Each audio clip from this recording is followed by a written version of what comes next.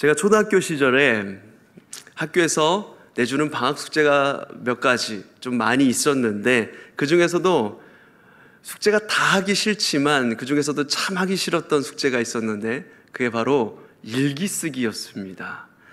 초등학생 인생에 뭐 특별한 일이 매번 있어가지고 매일같이 일기를 쓸 것이 얼마나 있었겠습니까? 그래서 일단 방학을 하면 일기고 뭐고 내팽개쳐 놓죠. 방학이 한 달 반 정도 되기 때문에 일단은 그 기간이 길게 느껴집니다. 당장 담임쌤을 만날 것이 아니기 때문에 그렇게 하루 이틀 미루고 또 미룹니다. 미룰 수 있을 때까지 미룹니다. 그러다가 이제 개학이 일주일도 채 남지 않은 어느 날 깨닫게 되죠. 이제 큰일 났다. 이제 심판의 날이 다가오고 있구나. 그럼 그때서야 이제 부랴부랴 일기를 쓰기 시작합니다. 갑자기 자전거 탄 날을 떠올려 봅니다. 그래서 자전거를 어느 날에는 고장난 자전거를 고쳤다가 체인 빠진 것을 다시 체인을 끼웠다가 친구랑 나눠 탔다가 이러면서 일주일을 때우고는 했습니다. 내용은 이차저차 기억 저 너머의 기억으로 열심히 어떻게든 글짓기를 해가지고 메꿔 갔는데, 문제는 다른 곳에 있었죠. 일기 쓰는 날에는 꼭 왜 이것이 있는지 날씨를 기록하는 안이 있었던 것입니다. 지금처럼 스마트폰이 발달한 시대가 아니었기 때문에 날씨를 한 달 반 정도 전의 날씨를 기억해서 쓴다는 것은 참으로 쉽지 않은 일이었습니다. 그것으로 인해서 참 곤혹스러웠던 기억이 있는데, 근데 이번에는 그러고 나서 다음엔 안 그래야지 그러는데, 다음이 되면 또 어떻게 할까요? 똑같이 그러고 있는 제 자신을 발견하게 됩니다. 매 학기마다 그렇게 힘들었음에도 불구하고 계속해서 일기를 밀려 쓰던 모습, 가까스로 개학날에 맞춰서 일주일간 힘든 일기를 써서 일기를 내는 그런 모습. 일기를 안 썼다가는 담임선생님의 불호령과 매질을 당할 것, 심판의 날이 임할 것을 알았기 때문에 어떻게든 써서 냈던 그 기억이 있습니다. 늘 그렇게 밀려서 써서 냈는데 5학년쯤 되니까 내공이 쌓였는지 그 밀려 쓴 일기로 금상을 탔습니다. 놀라운 일입니다. 지금 생각해보면 제가 잘 써서 그랬다기보다는 저와 같은 아이들이 한둘이 아니었던 것이죠. 다 밀려 쓰다 보니까 개 중에 좀 나은 애를 금상을 줬던 것입니다. 그거 하루에 한 10분 정도 잠깐 시간 내서 짬을 내서 잠깐만 그 일기를 쓰면 되는데, 그때는 왜 그게 그렇게 힘들고 귀찮았는지, 왜 그렇게 미련하게 밀려 썼는지 모르겠습니다. 분명 개학의 날, 심판의 날이 다가올 것을 알고 있고, 그래서 매 학기마다 그렇게 고생을 해서 몰았을 것을 알고 있으면서도 당장은 한 달 반이라는 기간이 주어져 있고 당장은 그날이 오지 않을 것이라 생각하기 때문에 당장 혼나지 않으니까 한 달간은 편하게 놀았던 모습. 그런데 가만히 생각해 보면 많은 사람들이 사는 모습이 그런 것 같다는 생각을 해보게 됩니다. 어느 때는 분명 그날이 다가온 것을 압니다. 인생에 경고등이 들어온 때, 빨간 불이 들어왔는데, 그런데도 그 마지막 순간이 지체될 수 있다라는 희망으로 아직 조금은 더 미룰 수 있을 것 같고 편하게 살 수 있을 것이라는 기대를 끝이 다가오는 그 불안감 속에서도 바꾸려고 하지 않습니다. 당장 아무 일도 일어나지 않기 때문에, 아무 일도 일어나지 않을 줄 알고 여전히 하던 일을 계속하고 여전히 거짓말을 일삼고 여전히 부정행위를 일삼는 모습을 계속해서 바꾸지 않는 것입니다. 지금 그렇게 해도 당장은 아무런 일이 일어나지 않으니까 큰일 날 거라는 것을 알고 있으면서도 그 습관대로 조금 더 가려고 하는 모습이 우리 안에 있다는 것입니다. 사람은 누구나 죽음을 의식하면서 살아가고 있지만 그 죽음이 문턱으로 찾아왔어도 그 시간이 아직은 조금 더 남아있다라는 생각을 하기 마련입니다. 그리고 언제든지 돌이키면 다시 정상으로 되돌아올 것이라는 착각을 합니다. 더 이상 돌이킬 수 없는 순간이 이르기 전까지 다시 돌이킬 수 있을 것이라는 그런 생각을 하며 살아가는 사람들이 많이 있다는 것이죠. 바벨론 제국의 왕 벨사살은 위기의식을 느꼈습니다. 돌아가는 정황도 들리는 소식들도 그리 편하지 않았습니다. 전쟁터에 나가 있는 아버지 느부갓네살 왕은 계속 수세에 몰려 있었고 오랜 전쟁으로 인해서 민심은 사나워질 대로 사나워져 있었습니다. 모든 사람들이 불안을 이야기했고 모든 사람들이 왕을 원망하기 시작했습니다. 그래서 귀족들을 위로해주고 그들의 지지를 받으려고 했던 것일까? 아니면 귀족들 못지않게 자기도 그 순간순간들을 견디기가 너무나도 힘겹고 어려워서 그랬을까? 그는 1000명의 귀족들을 한자리에 초대합니다. 그리고 그 위기의 상황 속에서 성대한 잔치를 벌입니다. 그 잔치 속에는 저 예루살렘에서 가지고 왔던 기물들을 가지고 술판을 벌이는 그 모습들이 있었습니다. 하나님의 성전의 기물들을 가져다가 술판을 벌이는 이런 잔치를 벌였던 것입니다. 술을 마시고는 그들이 섬기던 여러 다양한 신들에게 절을 하고 찬양을 했습니다. 그들이 그렇게 잔치를 벌이고 있을 때 바벨론 사람들이라면 누구나 자랑스럽게 여기고 있었던, 자부심을 가지고 있었던 바벨론의 그 거대 문명을 일으켜 세웠던, 바벨론 주변을 유유하게 흐르고 있었던 운하를 통해서 페르시아 군대가 그 성을 쳐들어오고 있다는 생각을 아무도 하지 못하고 있었을 그때 페르시아 군대가 코앞까지 쫓아오게 되었습니다. 벨사살은 위기를 느끼기는 했지만 그 밤이 자기 생의 마지막 순간이 될 것이라고는 상상도 하지 못했습니다. 당연히 몰랐습니다. 알 수가 없는 것이죠. 그래서 아주 서서히 다가온 날도 우리는 언제나 어느 날 갑자기 임한 것처럼 그렇게 당혹스럽게 느껴지는 것 아니겠습니까? 아무도 모르게 페르시아의 군인들이 그 바벨론 성을 둘러싸고 있었던 그때 갑자기 손가락들이 나타나서 벽에 글씨를 쓰기 시작했습니다. 얼마나 놀랐을까요? 귀신을 본 것보다 훨씬 더 두렵고 떨렸을 것입니다. 귀신을 본다면 환상이니까 잘못 본 거 아니야? 이러면서 눈을 씻어보기도 하고 뺨을 때려보기도 하면서 정신을 차려보려고 했었겠지만 실제로 손가락이 몇 개 갑자기 나타나서 벽에다가 글씨를 쓰기 시작하니 얼마나 끔찍하고 무서운 순간이었겠습니까? 그곳에 있던 모든 사람들이 두려움에 온몸을 떨어야 했습니다. 하지만 벨사살이 정작 두려워해야 했던 것은 갑자기 나타나서 썼던 그 끔찍스러운 손가락들 그 모양이 아니라 그 손가락들이 계시하고 있었던 재앙의 내용입니다.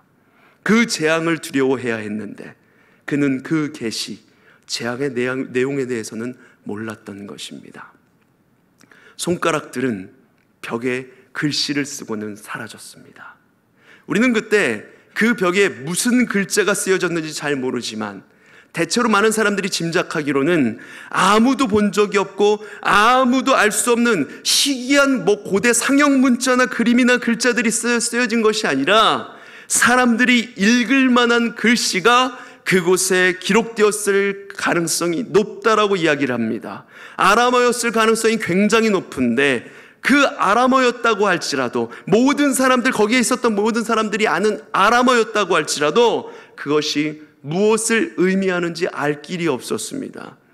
아무도 알 수 없었는데 다니엘이 그것을 바로 읽어내려간 것을 보면, 또한 다니엘이 그 풀이한 것을 보고 사람들이 고개를 끄덕이고 그런 뜻이었구나 인정하며 다니엘을 셋째 통치자로 세워줬던 것을 보면 그 글자는 거기에 모인 모든 사람들이 아는 글자였음에 틀림이 없습니다. 그럼에도 이 글자를 다니엘 외에는 모두가 한 번에 읽어내려가지 못했던 것을 보면 아마도 이렇게 자음만 붙여 쓴 글자였던 것을 알 수가 있습니다. 아람어나 히브리어는 알파벳이 같습니다. 그리고 아람어와 히브리어 모두 모음을 표기하지 않고 글을 쓰는 경우들이 심심치 않게 많이 있었는데 아마도 이 글이 그렇게 모음을 제외하고 자음만 쓴 글씨였던 것 같습니다. 그래서 읽기가 어려웠던 것이죠. 예를 들면 앞에 화면을 한번 보시길 바랍니다. 이런 글씨입니다. 이게 무슨 글씨일까요? 기역, 시옷, 히읗, 기역, 기역, 시옷, 히읗, 이응, 지응, 이응, 시옷, 니은, 니은, 이응, 디귿. 무슨 글자일까요? 이 글자의 의미를 아시는 분께는 제가 커피를 사드리겠습니다. 맛있는 커피 사드릴게요. 아는 분 없으시죠? 벽에 이 글자들이 나타났다면 여러분 읽을 수 있겠습니까? 우리 다 아는 글자잖아요. 그렇죠? 다 아는 한글로 쓰여진 글자인데 이 글을 읽을 수 있는 사람 없습니다. 저게 무슨 뜻인지 이해할 수 있었겠습니까? 그냥 읽어도 어려운 자음으로만 쓰인 글자들이 갑자기 난데없이 손가락이 나타나서 이렇게 벽에다가 막 썼다. 얼마나 두려웠을까요? 벨사살은 너무나도 두려웠습니다. 무언가 엄청난 계시가 있을 것 같은데 그 의미를 알 수 없으니까 너무 답답하고 불안해서 견딜 수가 없는 것입니다. 이건 마치 내가 몸이 너무 좋지 않아서 의사를 찾았는데 의사가 어두운 표정으로 잠깐만 와서 이야기를 들어보십시오. 이런 이야기를 들었을 때의 마음이라고 할까요? 그런 심정이라고 할까요? 그 무언가를 보기는 보았는데 도대체 불안해서 견딜 수가 없는데 그것이 무슨 뜻인지를 알 수가 없는 겁니다. 우리는 그때 왜 다니엘이 그 자리에 없었는지는 잘 모릅니다. 그 당시에 다니엘은 이미 바벨론의 포로로 잡혀가서 60년간이나 포로 생활을 하고 난 후 정도의 때였으니까, 그 정도 시기가 되었으니까 아마도 이 당시 다니엘의 나이는 청년의 나이가 아니라 80 먹은 노인의 나이였을 것입니다. 급하게 궁을 찾은 벨사살의 어머니 느부갓네살 왕의 아내의 제안으로 다니엘이 궁으로 다시 들어오게 되었습니다. 다니엘은 궁으로 들어오면서 글자를 보자마자 그 의미를 깨닫고 해석했습니다. 머리가 비상한 사람이었기 때문에 척 보면 그 수수께끼를 풀 수 있는 그러한 신비한 능력이 그에게 있어서 그 의미를 알 수 있었던 것이 아니라 하나님께서 그에게 미리 알려주셨기 때문에 그것을 알 수 있었던 것입니다. 아무리 머리가 좋아도 못 풉니다. 그 글자들은 읽을 수가 없었습니다. 다니엘은 그 글자들을 바로 읽어내려갔습니다. 다니엘은 글자들을 읽어내려가면서 메네메네 데겔 우바르신이라고 그렇게 읽었습니다. 그 의미는 제가 보여드린 한글 자음 글자의 내용입니다. 여러분, 이 한글 자음 글자의 뜻이 무엇인지 모르시죠? 무슨 의미냐면 계수하고 계수하여 재어서 나뉘었다 라는 뜻입니다. 자음만 모아놓으니까 읽기가 어렵습니다. 우리가 아는 글자여도 읽을 수가 없는 것이죠. 더구나 그 의미를 지금 알려줬어도 읽어줬어도 그 의미가 무엇인지 상황에 해석하는 것은 더 어려운 것이었습니다. 이게 무슨 뜻일까요? 다니엘은 그 의미를 이렇게 해석해 주었습니다. 여기에 계수하였다는 의미의 메네는 이제 왕의 나라를 세워서 계수해서 끝나게 하셨다라는 말입니다. 몰랐죠. 설마 했겠죠. 그런데 그날이 찾아온 것입니다. 다 찼습니다. 그가 쓸 수 있는 날을 다 썼습니다. 종이 울렸습니다. 끝났다. 이제 그만. 시험을 보고 있는 학생들이 조마조마하면서 시험지에 답을 써내려가고 있는데, 그런데 종이 울렸다는 말입니다. 이제 그만. 다 썼다. 메네메네. 그것을 2번이나 반복해서 이야기한 것은 확인하기 위한 것입니다. 그만하라는 것입니다. 끝났다는 말입니다. 더 이상 할 수 없다는 말입니다. 다 썼다는 것입니다. 그가 쓸 수 있는 시간을 다 써버렸습니다. 그가 할 수 있는 일은 이제 아무것도 없는 것입니다. 메네메네, 이제 끝났다. 세어보니 끝났다. 다 되었다. 그만. 그리고 측정하다라는 의미의 대겔은 다 계수하고 저울을 재어보니 부족함이 보였다라는 의미입니다. 종이 울렸는데 다 쓰지 못했다는 말입니다. 종이 울렸는데 답을 다 채워넣지 못했다는 것입니다. 그 죄가 너무 커서 저울이 심판 쪽으로 기울어 버렸다는 말입니다. 이제는 다시 해볼 수도 없고 이제는 바꿀 수 없게 되었는데 끝나고 재어보니까 저울이 기울어져 있다는 말입니다. 이제는 아무런 희망이 없다는 것입니다. 끝났다. 재어보아라. 그리고 재보았더니 부족하더라는 것입니다. 떨어졌다는 것입니다. 이게 인생의 비극이 아니면 무엇이 비극이겠습니까? 모든 사람이 수명을 다하고 나서 저울에 그 삶을 재보아야 한다면 진짜 두려움과 진짜 절망은 손가락이 갑자기 나타나서 그 글자를 써내려고 하는 그 공포스러운 분위기가 절망스러운 것이 아니라 저울이 기우는 것, 그것이 두렵고 공포스러운 일 아니겠습니까? 그게 가장 힘든 일 아니겠습니까? 그리고를 의미하는 이 우자와 나누었다를 의미하는 베레스, 이 두 단어의 합성어인 우바르시는, 그래서 그 나라가 메데와 페르시아에 의해서 완전히 나누어 쪼개져 버릴 것이다 라는 의미라고 합니다. 심판이 임할 것이라는 겁니다. 저울이 기운 것에 대한 책임을 져야 한다는 말입니다. 망한다는 것입니다. 그날 밤 바벨론 궁에 침입한 바사, 페르시아 군인들에 의해서 벨사살은 살해를 당했습니다. 다니엘이 이 사건을 언급하면서 책망한 것을 보아서는 그가 예루살렘에서 가져온 그릇들로 술을 마시는 것이 아주 치명적인 일이었기는 했나 봅니다. 하지만 여러분, 그 성전 기물들로 술을 마셨기 때문에 하나님의 심판이 임한 것이 아닙니다. 다른 것들은 다 멀쩡했는데 벨사살이 그 그릇을 가져다가 술을 마셨기 때문에 하나님께서 진노하셔서 그가 그날 밤에 죽은 것이 아니었다는 말입니다. 때가 찼기 때문에 심판이 임한 것입니다. 때가 찼는데 저울이 기울었기 때문에 그랬던 것입니다. 그러니까 아무리 나쁜 짓을 해도, 아무리 못된 짓을 해도 심판이 임하지 않는다고 인생을 그렇게 안심하면서 살 것이 아니라는 말입니다. 적당히 속이면서 살아도, 적당히 거짓말을 하면서 살아도 별일이 일어나지 않으니까 심판은 없다 말할 것이 아니라는 것입니다. 때가 차면 동전 하나에도 저울은 기울어져 버리는 것입니다. 우리가 어떻게 살든지 때가 차는 그날, 때가 찼을 때, 이제 그만할 때가 되었을 때는 동전 한 입으로도 저울이 완전히 기울어 버리게 되는 것입니다. 손가락질을 받는 일을 해도, 세상 사람들에게 욕을 먹고 자기의 욕심과 자기의 야망을 채우면서 사업을 하는데도 사업이 번창하고 있다고, 이걸 하나님의 축복이라고 자랑할 게 아니라는 말입니다. 형통하는 것 같지만, 아무 문제도 없는 것 같지만, 아무 일도 일어나지 않는 것 같지만 이미 경고등에, 우리 삶의 경고등에 불이 들어왔다면 그 어느 날 메네라고 말씀하시고 대겔이라고 말씀하시고는 그날이 끝나는 날이 되는 것입니다. 바르신이 임할 것입니다. 여러분 괜찮으시겠습니까?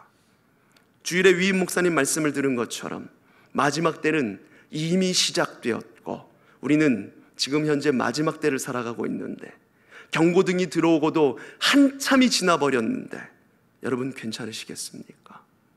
아직은 살아갈 날들이 많은 것 같아서 괜찮을 것 같지만 이제 그만하라고 하시는 날, 저울에 재보았을 때 부족하지 않겠습니까? 이 저울을 측량했을 때 그것을 통과할 사람 그 누구도 없을 것입니다. 성경은 그 말을 아무도 하나님의 영광에 이르지 못할 것이라는 말로 표현을 했습니다. 참 허무한 인생입니다. 그 인생을 마감하고 대결을 할 때 아무도 그것을 통과할 수 없다니요. 이거 참 절망스러운 인생 아닙니까? 그런데 여러분, 메네메네 대겔 우바르시는 하나님께서 우리에게 하고 싶은 말이 아닙니다. 이 말은 다니엘서의 주제가 아닙니다. 여러분 인생이 짧으니까 열심히 사십시오. 회개하십시오. 그러면 여러분들이 심판을 면할 수 있을 것입니다. 이런 이야기를 하고자 하는 게 아니라는 것입니다. 이 이야기가 벨사살에게 보여주셨던 메시지가 아니라는 겁니다. 다니엘서는 느부갓네살에게 한 말을 기록한 성경도, 벨사살에게 한 말을 기록한 성경도 아닙니다. 다니엘서는 지금 바벨론의 포로로 잡혀가 있는 하나님의 백성들, 유대인들을 향해서 쓴 글의 내용입니다. 그러니까 포로로 잡혀와 있는 유대인들은 바벨론에 의해서 예루살렘이 멸망하는 그날, 예루살렘 성벽이 무너지고 성이 황폐해지고 모든 사람들이 바벨론으로 끌려오던 그날 이미 메네메네 데겔 우바르신 그 심판의 메시지를 들었던 사람들입니다. 그래서 하나님이 때가 참에 그들을 측량하여 보니 나라를 망하게 하였다. 이 메시지를 이미 들었고 경험한 사람들입니다. 그런데 주님께서는 이 다니엘서를 통해서 벨사살은 그렇게 끝났지만 이스라엘은 그렇게 끝나지 않을 것이라고 말씀하고 계시는 것입니다. 앞으로도 더 많은 시련과 더 많은 고난이 있을 것이지만 그래도 이스라엘은 그렇게 끝나지 않을 것입니다. 왜요? 어떻게 그게 가능하겠습니까? 어떻게 그 절망 중에 있는 백성들이 재어보면 저울이 모자라서 틀림없이 나눌 것이라고, 망할 것이라는 음성을 들어야 되는 사람들이 어떻게 다시 살아날 수가 있다는 말입니까? 이게 바로 다니엘서의 주제입니다. 인생은 누구나 이 메네메네를 들을 것이기 때문에 다윗은 일찍이 그 지혜를 가지고 이렇게 하나님 앞에 기도했습니다. 시편 39편 4절의 말씀 같이 한번 읽어보겠습니다. 시작. 나의 종말과 연한이 언제까지인지 알게 하사 내가 나의 연약함을 알게 하소서. 또한 모세도 이렇게 기도했습니다. 시편 90편 12절 함께 읽습니다. 시작. 우리에게 우리날 계수함을 가르치사 지혜로운 마음을 얻게 하소서. 아멘. 그렇습니다.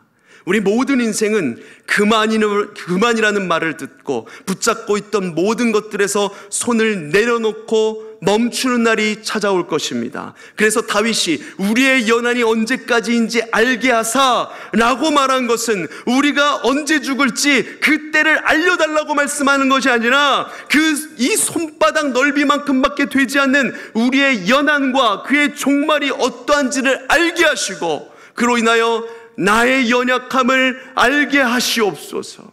이렇게 기도하는 것이고, 모세가 바로 그날이 그렇게 멀지 않았기 때문에 우리로 하여금 메네로 들을 그날을 계수하는 법을 가르쳐 주시옵소서. 이렇게 기도했던 것입니다. 모든 인생은 그만이라는 말을 들을 것입니다. 메네를 들으면 그 다음에 우리는 대개를 들어야겠죠. 이제 재보아라. 이제 재어보아라. 우리의 삶을 돌아보면 그 기준에 미치지 못할 것입니다. 어림도 없을 것입니다. 아무리 열심히 살았다 할지라도 누구도 하나님 앞에 섰을 때 대결이라고 말씀하시면 그 기준을 통과할 수 없을 것입니다. 아니, 누가 아니라 바로 제가 그럴 것 같습니다. 제가 하나님 앞에 섰을 때 대결이라고 말씀하시면, 이제 재보라고 말씀하시면 저는 절대로 통과할 수 없을 것 같습니다. 제 안에 있는 교만과 탐욕과 거짓됨, 제 안에 꿈틀대고 있는 이 죄들, 혼자만 숨겨놓고 하나님 앞에 부끄럽게 살았던 순간이 얼마나 많은데 하나님께서 재보라고 말씀하시면 그 앞에서 혹시라도 하는 그런 기대를 감히 할 수 있겠습니까? 안 될 겁니다. 떨어질 것입니다. 메네도 가슴을 섬찟하게 만드는 말이지만 대겔은 더 끔찍하고 더 두려운 말입니다. 그 다음에 들을 말, 바르신 때문입니다. 그런데 하나님의 기준에 미칠 수 없어서 마지막 그날 저울이 기우는 것을 보면서 두려워 떨고 있는데 바르신이 들리지 않는 것입니다. 바벨론의 포로로 잡혀와서 절망 중에 있는 하나님의 사람들에게 이 벨사살 사건을 통해서 들려주신 하나님의 음성은 이제 더 이상 바르신이 들리지 않을 것이라는 약속입니다. 그들을 구원할 하나님의 아들, 바로 메시아 때문에 그렇게 가능한 것입니다.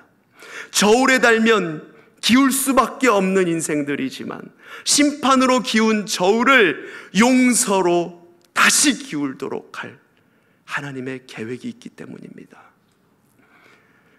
20kg의 어린아이가 시소에 앉아 있습니다. 맞은편에 아무도 앉아 있지 않을 때에는 이 시소놀이는 참 재미있는 놀이입니다. 혼자서 올라갔다가 내려오면서 텅 엉덩방아를 찧어보기도 하고 뛰어보기도 하고 내 마음대로 시소를 조정할 수 있으니 가볍고 즐거운 놀이입니다. 그런데 그 맞은편에 40kg나 되는 아이가 앉으면 이제 시소는 더 이상 재밌는 놀이가 아니라 고통이 됩니다. 아무리 발버둥 쳐도 거기서 내려올 수가 없습니다. 저울이 이미 기울어 버렸기 때문입니다. 죄를 가볍게 여겨서이기도 하겠지만 인간에게는 그 죄를 감당할 능력이 없어서 인간은 죄에 눌려서 지금 공중에서 바등바등거리고 있는 것입니다. 날 내려달라고 살려달라고 아우성을 치지만 내 힘으로는 내려올 수조차 없을 만큼이나 그 죄에 짓눌려 있다는 말입니다. 어차피 내려달라고 발버둥을 쳐도 아무리 내려달라고 애원을 해도 이 죄의 유혹과 죄의 무게를 견뎌낼 수가 없는 것입니다. 이미 반대편에 그 무거운 죄가 내려앉도록 한 상황, 이 상황에 벨사살의 운명은 곧 이스라엘의 운명이고 이스라엘의 운명은 저와 여러분 모두의 운명이기도 합니다. 제발 날 좀 내려달라고, 뭘 하면 되겠느냐고 온갖 힘을 다해서 안간힘을 다해서 그 위에서 뛰어보기도 하고 굴러보기도 하고 온갖 힘을 다 써보지만 거기서 내려갈 수가 없는 것입니다. 죄의 무게를 이길 수가 없기 때문입니다. 이 아이가 다시 내려와 안심하며 살아갈 수 있는 길은 80km 나가는 어른에게 옆자리를 양보함으로 그 어른이 아이 곁에 함께 앉아주는 것입니다. 하나님은 이 아이의 곁에 앉아서 심판으로 기운 저울을 용서와 사랑으로 기울도록 하실 메시아를 이 백성들에게 약속하신 것입니다. 이건 다니엘이 벽에 쓴 글자를, 그 암호를, 누구도 알지 못하는 암호를 하나님 주시는 지혜로 풀었다는 그 사실보다 훨씬 더 위대한 메시지이고 어쩌면 다니엘서의 어떤 이야기보다도 가장 우리에게 절실한 메시지일지 모르겠습니다. 하나님께서 대겔이라 말씀하셔서 그 앞에 무게를 재보고 기울기 시작했는데 누가 나를 건져줄 수 있나 애통해하고 있는 그때 우리에게 주신 이 메시지가 가장 절실한 메시지라는 말입니다. 60년 전에 메네메네 대겔 우바르신이라는 말을 듣고 바벨론의 포로로 잡혀와서 이제는 하나님의 버림을 받은 줄 알았던 그 백성들에게 하나님께서 우리를 버렸다 생각했던 그때에 하나님께서 바르신이라는 말이 들리지 않게 해주시는 것입니다. 더 이상은 그 음성이 없습니다. 메시아 때문에, 바로 우리 주님 때문에. 사랑하는 성도 여러분, 마찬가지로 하나님 앞에 서면 저울이 기울 수밖에 없어서 아무런 소망도 없던 저와 여러분의 옆자리에 우리 예수님이 오셨습니다. 그것만이 우리의 소망입니다. 이 예수 그리스도 때문에 우리는 메네를 듣고 대겔을 들어도 바르시는 듣지 않게 될 것입니다. 그래서 우리는 인생에 빨간불이 들어온 상태에서 끝을 향해 내달리고 있는 상태라고 할지라도 마지막까지 최선을 다할 수 있는 것입니다. 그날 우리를 등에 업고 하늘에 오를 수 있는 예수 그리스도가 우리 곁에 계시기 때문입니다. 우리보다 앞서간 우리의 믿음의 형제 자매들이 허다한 증인이 되어서 증거하는 것은 하나님의 아들 안에 있는 사람에게는 바로 바르신이 없다는 것입니다. 그래서 죽음도 두렵지 않은 것입니다. 그래서 그 죽음 앞에서도 우리가 담대할 수 있음은 메네도 있었고 대겔도 있었지만 바르신은 없을 것이기 때문입니다. 그것이 바로 우리의 진정한 소망입니다. 그러나 여러분, 바르신이 없을 것이니 우리가 벨사살처럼 내 멋대로, 내 하고 싶은 대로, 자기 소견에 옳은 대로 그렇게 살아갈 수 있겠습니까? 아닙니다. 우리는 오히려 모세의 기도처럼 우리의 날을 계수하는 지혜를 달라고 구하고, 다윗처럼 우리의 연한이 손바닥 넓이만큼 밖에 되지 않다는 것을 알게 해달라고 기도하는 것이 마땅히 우리가 올려드려야 할 기도인 것입니다. 바르신이 없기 때문에 우리는 매일의 삶에서 매매와 대계를 들을 그날을 준비하며 살아갈 것입니다.